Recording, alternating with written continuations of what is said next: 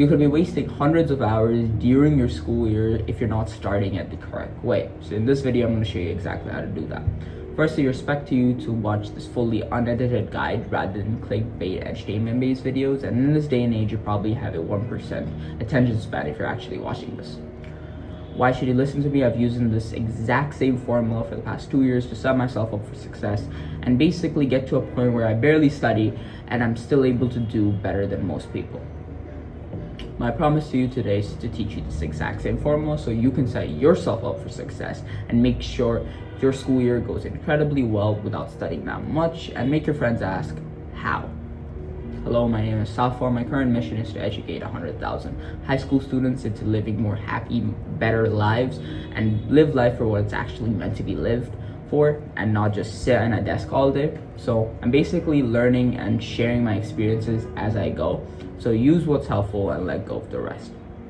Subscribe if you want more of these educational based guides, which are basically full-fledged courses instead of clickbait entertainment videos. I have one-to-one coaching where I teach people how to study only 2 hours a day and consistently get over 90% on all of their exams without taking notes. So if you want more information on that, first link in the description. I'll talk more about it later. So how do you start your academic year strong? It leads to a 3-step process. Firstly, the foundations. Secondly, how to study. And thirdly, how to live. As embarrassing as that sounds. The foundations. Party till 11 p.m. Basically, you need to fix your sleep schedule, because if you don't fix your sleep schedule, you're going to lead to a lot of problems. Firstly, you're going to come up to class late. Secondly, you might even miss class.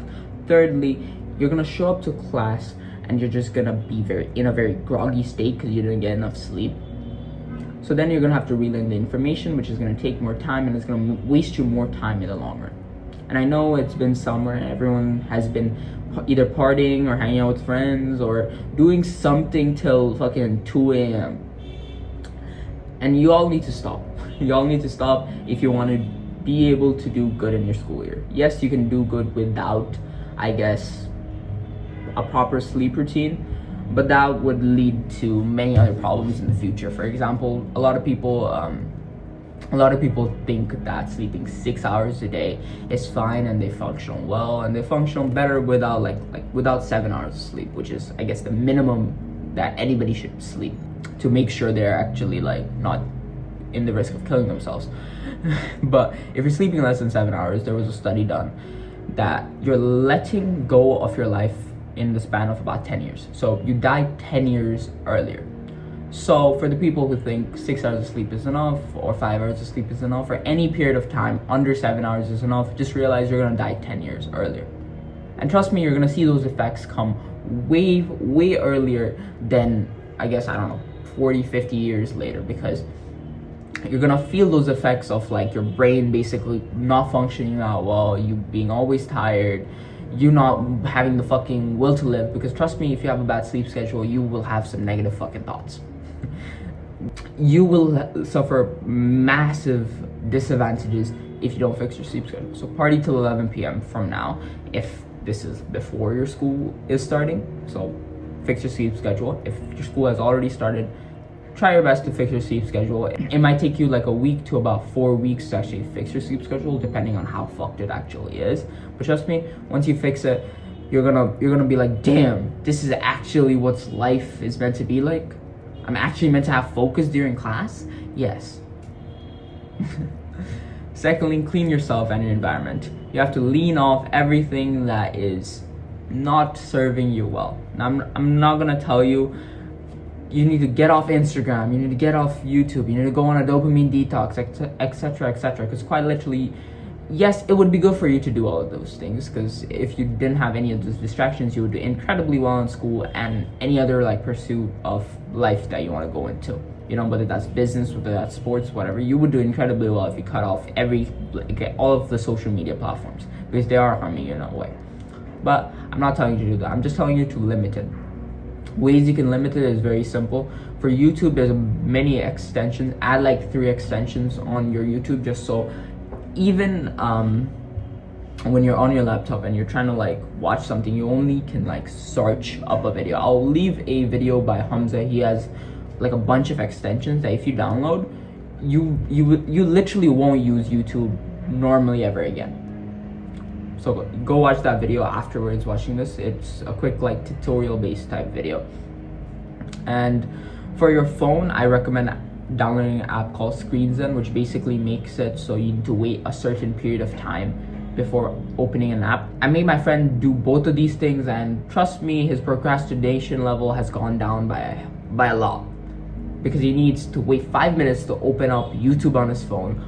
YouTube on his laptop is literally dog shit because it's blocked. Like, he needs to think to watch a video, everything is blurred. Yes, this might sound horrifying, but trust me, if you do this, your life is just gonna get better. You're not gonna be watching YouTube that much. You're not gonna be like on your phone that much, and everything's just gonna decrease. And personally, for me, it's the best life hack ever, because sometimes my internal discipline is really shit. That's why I use external discipline methods to make sure I don't waste my time enough. Clean your environment, that's fairly obvious. When you're in like the studying place, let's say this is my studying place, I don't really have like a very aesthetic place. Like, I have like a couple goals and like maybe like one coat and like a streak tracker on the side, and then the left side's completely empty. And I don't have like a bunch of posters, etc., etc. All of that is sort of like on this side, which I can't see while I'm studying, or on this side, or it's just empty. You know, the reason because of this, the whole point of like aesthetic, I guess, environments or like setups that you see on like Pinterest and whatnot, yes, they're really cool to look at, but that's the problem. If something is really cool to look at, what makes you think you're not gonna just look at that the whole time rather than look in like your book or on your laptop where you're trying to study? So those whole aesthetic based setups, if you have any of them, I would personally recommend remove them. Or if you don't want to remove them, move them to another side, or you go study on another side, because you can't study somewhere where you have like a fucking shit ton of posters. You have like a, I don't know, like a whole setup of like coloring pencils when you don't even color. Like, you need to stop that. You need to have the most basic setup ever. Sometimes when I can't focus, I will look up, or like I'll look to my sides to see if I have anything interesting, and then I just see a fucking quote by Chris Williamson telling me that I need to get back to fucking work. And I see my streak tracker and be like, oh shit, bro, I need to get my streaks done. Blah blah blah. And like, that's basically my environment, right? I just have like a couple of these, and then the rest is just, it's a white wall. I have nothing to look at. So I go back to doing the work I am. And also another thing, when you're studying this, if you want to prioritize your studying, you need to do deep work, which we'll talk about later on. But one very important way you can do studying, which is gonna basically reduce the amount of time you study because your focus would increase, is study with no Wi-Fi. Now you might be asking yourself, how the fuck would I study with no Wi-Fi? All of my slides are online, all of my past papers are online, Anki is also online. I download the Anki app. And like, you would be giving yourself all these excuses, be like, oh, what if I have a question, how would I Google it, etc., etc. This is the thing. Stop. Download all of the resources that you need, and then turn off your Wi-Fi. Turn off your Wi-Fi completely. Do not allow yourself to go on Google to ask any questions. Read through all of your resources. If you have a question and you can't find the answers to it on like your book itself, most of the time when you have a question while reading something, literally the next page or the next paragraph will explain the thing. If it doesn't, sure, just write it down, and then at the end of your study sessions, you're gonna have a list of questions that you don't know the answers to. You can go back to them and go, okay, does the book actually explain this? Or does the resources, let's say the slides, or let's say like your notes, explain this? Let's say you download it also online, that's what I'm trying to say. Do they explain it? If they don't, cool. Now you can go on to like Google, ChatGPT, you can go ask those questions, and then you can have your oh shit moment, right? But this is the thing, in this way you're not getting sidetracked, because you're also doing a little something called syntopical reading, which is just reading what you understand and then moving on to the next thing. That, like, if you don't understand it, okay, sure, let's just go to the next concept. It's kind of like skimming, except you're trying to understand concepts as well as you can. Cleaning your environment, or doing a little thing called environmental fixing, is a little cheat sheet for your discipline. Because yes, having discipline is difficult, but you can literally outsource it by just cleaning your environment, making sure everything that can distract you is not like you can't see it, etc. So yeah, clean yourself, get rid of the social media apps, or use the blockers I've said, the Hamza videos down in the description and get screens in for your phone. It will save you hundreds of hours, because for me it has. 3, journal about your specific goals, specifically what you want. This can also apply to your regular life as well, but let's for the simplicity's sake, let's just talk about school goals. Okay, write down all of your goals for school or everything else, and then write down a list of things that you would need to do in a year's time, in 6 months time, in 3 months time, in 1 month's time, every week, every day, and make a list of them, and make 2 lists. Make an ideal you list where you're just having like an ideal day, you don't feel like the best, you don't feel like the worst, so you have an ideal list. And then make the best you list, the days that you just feel like you could crush the world, the day you feel like God. Don't feel like God, that's disrespectful. But like, yeah, now that you have 2 lists, the days that you feel alright, do the ideal you list. The day that you feel the best version of yourself, do the best you list. In this way, you do something either way, no matter what, which is what we want. 4thly, LinkedIn. Your net worth is your network. I said the quote opposite, but that's fine. Why am I asking you to build up a LinkedIn? Firstly, LinkedIn is an amazing way to, I guess, connect with people in a more professional way, and that's personally my favorite way to get internships, or even like, I guess, get jobs. I know it's fairly good for getting jobs as well. Some of my friends have gotten jobs literally through LinkedIn. And the sooner you start having a LinkedIn profile and establishing your personal brand, I'm using quote unquote because personal brand's a little bit more, but if you just have a LinkedIn, because sooner or later you will need one, because either because your school's gonna tell you to sign up for one, or your university is gonna tell you to sign up for one, because LinkedIn is the literal best way to connect with people in a professional level, and it can help you get internships, which is why I want you to set it up. And anything that you're interested in, whether that's like sales, marketing, or like, let's say you're just interested in science and you want like an internship at like a certain company and you have it in mind, you go up to LinkedIn, search up the company, and just go send a message to every one of them. Just go do some cold outreach. Yes, don't expect all of them to reply back, but they might, because you never know until you actually fucking know.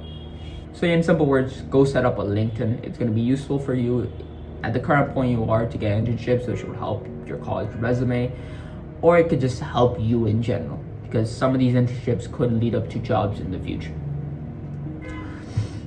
So yeah, go watch a YouTube video on how to set up your LinkedIn profile to act professional, but also a little bit casual, etc.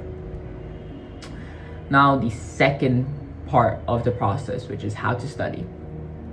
Because you probably understood all of the things that I've said, and you're like, oh, I already know everything. No, you don't. You need to learn how to study. Now, this might sound stupid, but no one teaches us how to study. School just throws in something and then go, okay, yeah, study. And many of us, since we've been young, we have been programmed to, I guess, think, okay, I don't understand something, let me just brute memorize it. I don't understand something, I can't memorize this, let me memorize it harder, let me spend more time on it, etc., etc., etc.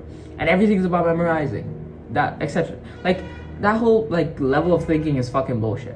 And yes, at the lower levels of, I guess, school, we are just told to understand and remember content, because that's sort of all they really test us on.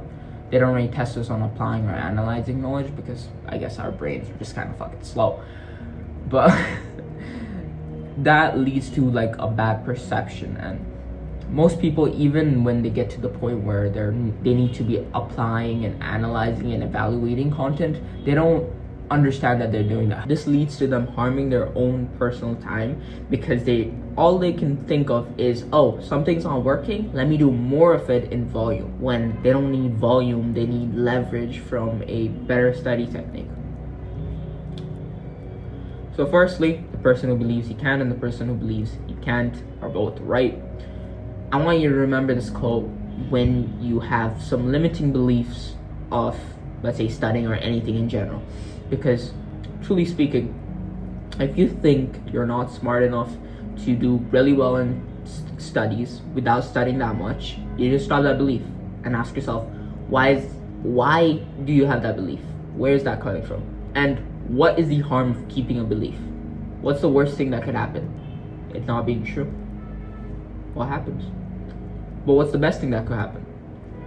You believed in yourself and it came true, and now you're barely studying and you are enjoying life to the literal fullest. Which one sounds better? I was having a conversation with one of my friends a couple of days ago where we were discussing, I guess, our dream life during high school. And we were seeing how much money we would take to live it. And me being me, I went literally all out to make sure I know exactly by detail everything that I would need per month to live my dream life. And as he helps me a lot with, I guess, making these slides and as well as like running the business in general, I asked him to make the same thing. And what really surprised me is the fact that he was very, I guess, cautious about like what he wanted. He was like, okay, but like that's insane, etc, etc, etc, etc. He's like, oh no, that's too much, that's too much, no, that's too much, why the fuck would I spend that much, or how the fuck would I earn that much? It wasn't like how do I spend that much, it would be how do I earn that much? And then I asked him the same question that I'm asking you. What happens if you don't reach it? Like, what's the worst possible thing that could happen if, like, let's say your self-belief about yourself breaks a little, about just this like little self-belief, it breaks? Or what happens afterwards? Like, you write it down on a piece of paper and you don't make it. What's the worst thing that could happen? You don't make it, right? What's the best thing that could happen? You make it. What's the middle thing that could happen? You went halfway through, but you're still way better than you were at the beginning. So when you like shut your own thoughts and you shut like the possibility of you wanting to do something good, just ask yourself the question, why? Like, why am I telling myself I can't do this? Because look, even if I can't do this, what's the harm in believing I can? Because quite literally, the person who believes he can and the person who believes he can't are both fucking right. Because if you believe you can do something, you'll do everything in your capabilities to make sure you can do it. You'll put in your literal all. Except the person who believes he can't, they will not put in their all. They'll be like, I'm gonna fail in this anyways, why the fuck should I try so hard? Right? As well as bad as this sounds, they also might self-sabotage because they don't care enough, okay? And they care much more than proving that they were right than making sure that they do something good with their lives. Because let's say they are obsessed with, I guess, proving themselves right, which I've met a bunch of these people in my life, and trust me, they're not the most fun to talk to. But they keep going on and on about like, oh, I can't do this, I can't do this, I can't do this, I can't do this. And at many points, I've seen them, I guess, self-sabotage in a way. And afterwards, they do it. They come to me and they say, I told you I couldn't do it. And I asked them the simple fucking question. Are you happy that you proved yourself right and you proved me wrong about doing something? And they just stare at me and they just think. Because, yes, you may have proved yourself right, but at what cost? At the cost of your own success? Yeah, this went on way longer than I thought. Okay, let's stop with the stories and let's get back on track. Secondly, Pareto principle. Basically, 20% of the efforts you give into something leads to 80% of the results. What I mean by this is we need to focus on the 20% of tasks that give us 80% of the results. Basically, the highest leverage tasks. And you might think this principle is bullshit, but before you call it bullshit, just ask yourself the question. When you go look at past paper questions, which hopefully you do, don't you think almost everything in that paper is from about 20% of the main concepts of the book?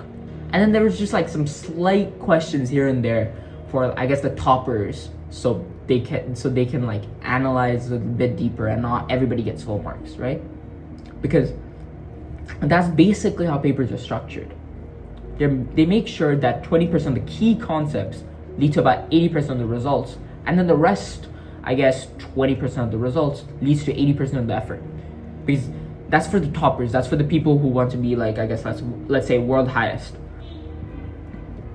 And quite literally, I do not really want to be world highest in the slightest, because that would lead me to putting so much effort in just to be slightly better than other people. So I much rather live my life in a much better proportion, where I'm living life, I'm studying less, I'm running businesses, etc., rather than, I guess, just like fucking sitting there and just studying because my goal is let me get world highest.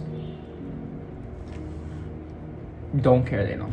You might care enough, and sure, go all in, focus on the key details. But when you're studying, the main thing that you want to focus on is the key concepts first. And once you have mastered the key concepts, that's when you go into the deep details. So if anybody wants to get like, let's say, batch highest, fucking world highest, country highest, any of that, make sure you first focus on the key concepts, master the key concepts as well as you can, and then go to master the details. The details are going to be very nitty gritty. You're going to need to use some memorization techniques, etc.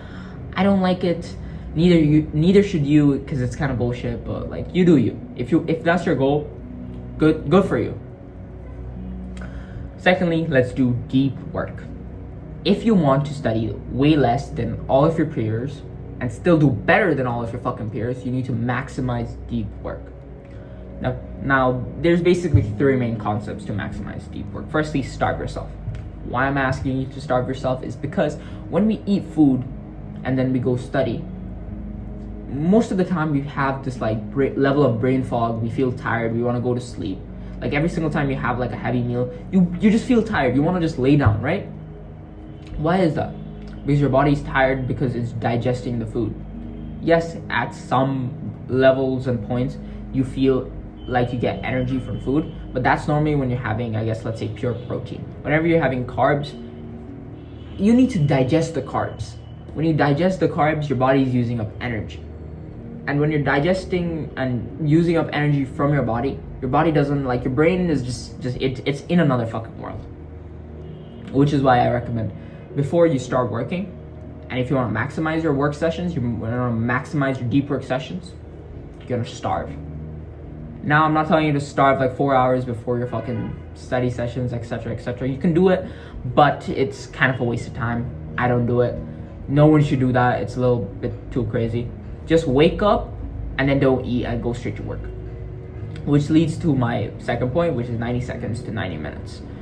Which is, if you wake up and 90 seconds afterwards you wake up, you go like to the bathroom, do your thing, come out and drink some water, and you go straight to work, you will have 90 minutes of intense focus. And you might think, Safwan, how don't I do my morning routine? I need to meditate, and then I need to like go do some yoga, and then I need to read the 10 pages of my book, and then I need to go talk to my mom, etc. Like, no, you don't need a morning routine. Now, you might be thinking, why don't I need a morning routine? All of the best fucking people in the world have morning routines. Every single business YouTuber has told me to have a morning routine. Why shouldn't I have one, Safwan? Reason, because all of them are wasting your time. Because literally the biggest and most richest people in the world, like the billionaires, there was a research done on them, and most of them, they don't have a morning routine. Most of them wake up and get straight to work. Yes. So the perception of, if I have a morning routine, I'll have a productive day, is absolute bullshit, because you're using up your precious energy right afterwards you wake up into a morning routine instead of your work. Now, morning routines, they're all right. They can set you up for the day, etc. You don't do that. Do it afterwards you've done your first 90-minute block of work. Because in that 90-minute block of work, right afterwards you wake up, you're gonna have literally the best deep work, especially if you starve yourself. If you just drink some water and you get to work, you'll have incredible focus. Like right now, I just woke up and I decided to record this course without eating. I drank a little bit of water and that's it. And right now, my thoughts feel a lot more articulate. I'm studying a little less, still stuttering because I'm just shit. But like my focus is just really good right now. Like I don't have brain fog. I haven't been on my phone scrolling on Instagram. I haven't been fucking thinking about a random chick. like no thoughts. Like legit no thoughts of like clutter. No brain fog. And my body's not digesting food because I haven't eaten anything. And I just have incredible focus. And another basic concept of doing the best deep work you can is environmental fixing and also throwing away your phone. So if you want to do your work, get your phone and then throw it across your bed. Like throw it on the other side of your bed that you need to physically get up to, I guess, get your phone. Now you might be thinking, why the fuck would I do that? And how does that make a difference? I could just like lock it up in my drawer, etc., etc. Because firstly, you want your phone out of your vision. Because if you see your phone, you're gonna want to go on your phone. And quite literally, when something is out of sight, it's out of mind. You're less likely to think about it. Yes, you can still think about it because you're a social media addict, but the chances just massively reduce. And the same thing I've said about environmental fixing. Make sure you don't have an aesthetic fucking setup. Take down all of them, or go study somewhere where you just have a white wall and like you have your resources and don't have internet while studying. Download all of your resources. Thirdly, questions are your best friend. When you're in class, ask questions. And then once the teacher explains, and if you still don't understand it and she asks you, did you understand? Say no. Unfortunately, I didn't. Can you explain that again, please? And then when she explains it again and you still don't understand it because maybe your teacher is just bad, at that point you just say okay. Because then you don't ask again. Yes, she might be nice. Yes, she might say, ask away, ask away. Trust me, I don't think that any teacher wants to be asked the exact same question like more than like 2 times. Because at that point, you're just annoying. At that point, just figure it out yourself. Okay? So, but if you don't understand by your teachers explaining during class, by the second time, just write it down. And then when you go home, watch a YouTube video on it, ChatGPT it, Google it, and just learn it from a different source. Don't annoy your teacher. Yes, you can go after hours and ask her again, because she'll probably be in a better mood than being asked 3 times the question at the same fucking time. But yeah, ask questions. When you're studying, keep asking why, keep asking how. The more questions you ask, the better you understand a topic.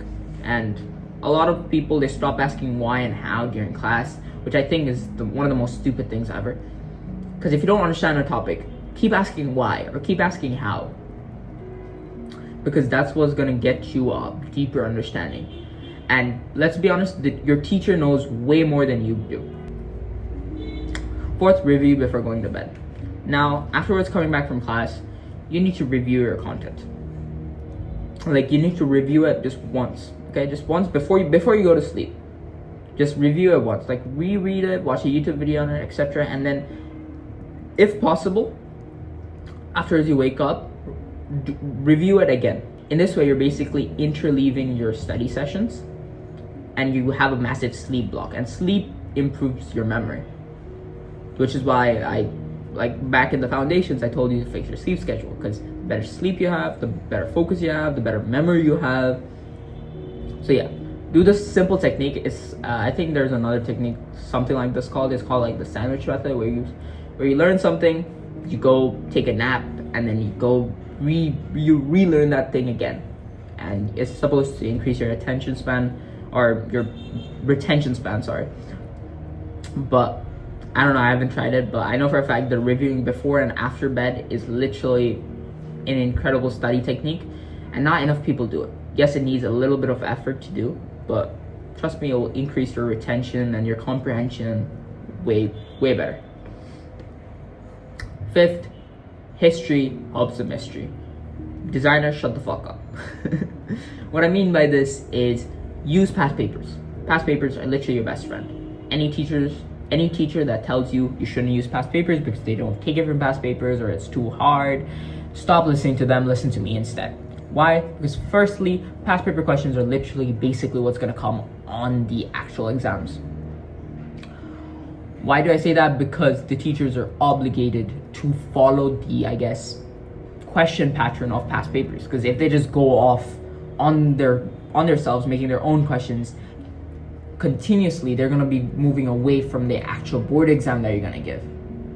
And legally speaking, they're not meant to do that. Yes, there's sometimes teachers, they will like play with you a little and they'll give you a question from like a different board. If a specific teacher is watching this, I know what you did. I know exactly what you did. Okay? Anyways, back to what I was saying. They might use it from a different exam board, but more or less content, like the major concepts, they stay the same. And the way they test stays the same. The way they mark stays the same, because that's just, it has to be like that. And for the teachers that tell you that, oh, I don't take it from past paper questions, or I make my own questions, this is my response to those teachers. Firstly, even if they don't take it from past paper questions, their questions need to be somewhat similar to past paper questions in the first place, because the content is the same. And the format of, like, I guess the grades per question, or like the format of questions, they have to be the same.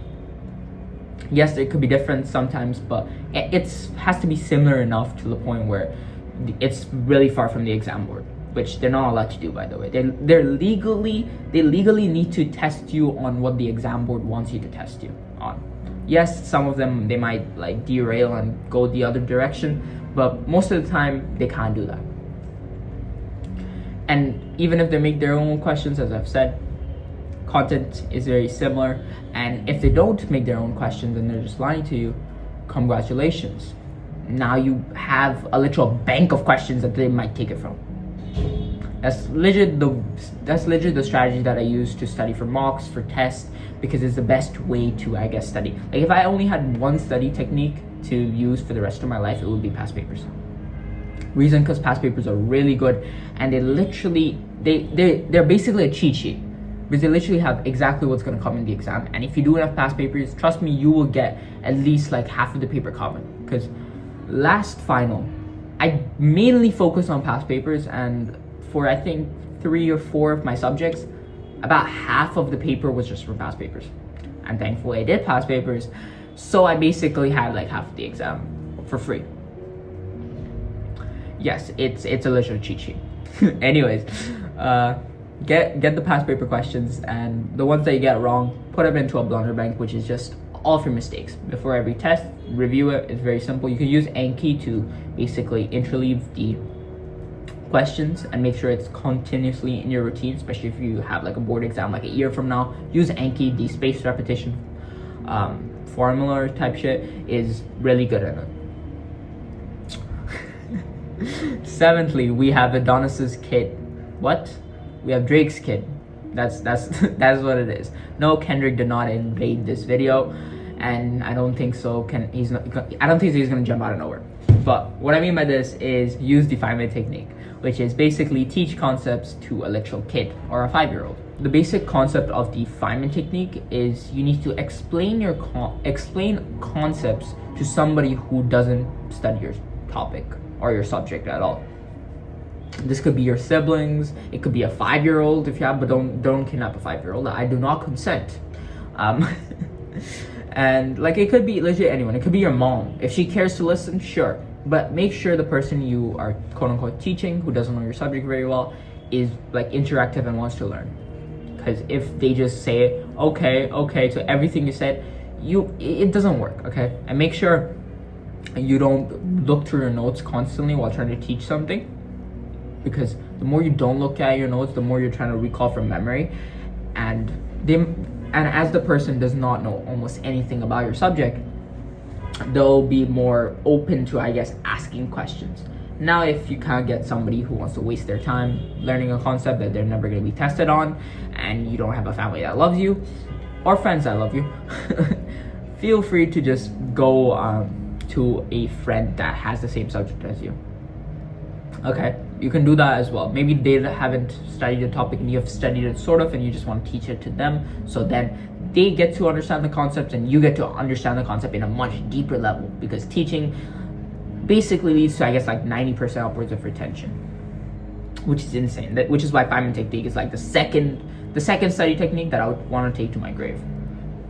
A lot of things I don't take to the grave, man. Okay, the third part of the process is how to live life. Yes, this might sound stupid. You might be like, what the fuck? I don't need this. This is bullshit. Now, before I go into this, I just want to say I'm going to be releasing a full-fledged course on how to study only 2 hours a day, continuously every single day, and get more than 90% of all of your exams. It's basically what my coaching program teaches people to do, and I'm basically giving out the framework for free in about 2 weeks. So if you're watching this 2 weeks forward, it should be like the second link in the description. If you are watching this 2 weeks earlier than the actual release, subscribe and hit the notification bell so you don't miss when it comes out, because trust me, that course is worth a lot of fucking money, and it will largely, I guess, help you to get to the point where you're only studying 2 hours. And trust me, you might think it's not possible, but remember, the person who believes he can and the person who believes he can't are both fucking right. Okay, let's get into this. How to live life. Go clubbing. But also, this has a double meaning. Go do some clubs, like let's say football club, basketball club, chess club, any club that's in your school, or do something outside of school as well. Because all of this would basically, firstly, add to your resume, and secondly, if you enjoy the thing, you're gonna make some new friends. You're gonna make some new friends that you might have never talked to, which might lead to more internships, might lead to more connections in the future, etc., etc. Like there's so many benefits to, I guess, just joining a new environment. And sure, go ahead, go regular clubbing as well. I don't recommend it. Don't do any substances, please. But go to regular clubs, let's say in your school or outside of school. Maybe you want to go take a friend or two if you don't want to be lonely. If none of your friends agree, just go make a friend, okay? Like, because this is the thing, if you're new to a club, it's very easy to make friends, because all you need to go is just like go up to somebody, which yes, is the hardest task, but like go up to somebody who looks approachable to you, and the moment you see them, think to yourself, okay, I'm gonna walk towards them, and say you're gonna walk towards them and walk towards them, okay? And then once you're in front of them, just go, hello, I'm new to the club, could you help me? And whatever the club is, like let's say if it's basketball, and you'd be like, I've never played basketball before, could you help me like do a free throw? If it's chess, be like, okay, could you help me learn some beginner techniques or some shit, or beginner openings? Yeah, sure. And if they say they're new as well, congratulations, you already have something in common.